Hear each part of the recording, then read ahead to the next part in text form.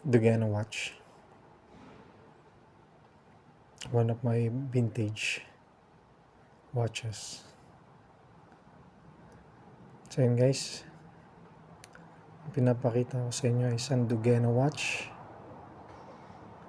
Isa sa classic at vintage na relo. Ayan. So kung mapapansin nyo, meron din siyang date. Yan. Yun. Kisig. So bale ang Dugana watch nga palang relong ito ay nasa 1980s. Sobrang vintage na niya.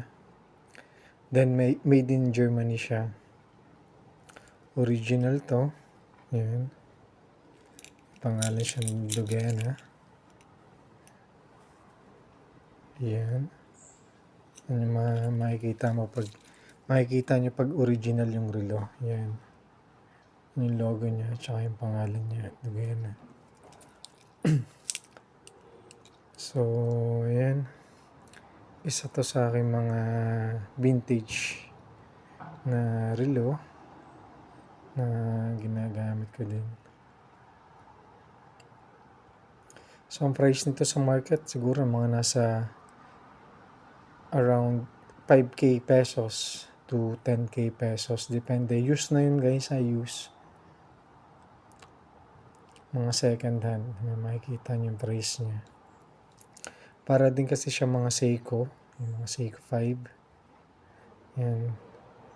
Pero ito, version Europe to. Sila yung panlaban sa Seiko at Casio. Dahil bawat country may kanya-kanyang branded ng relo. Yan.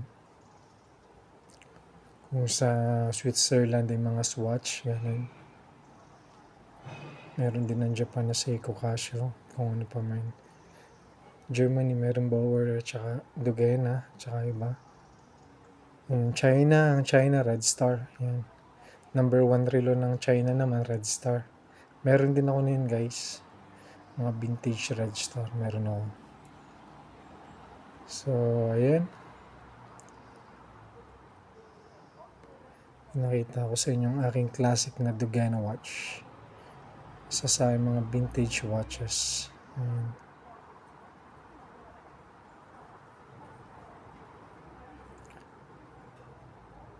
So, maraming salamat.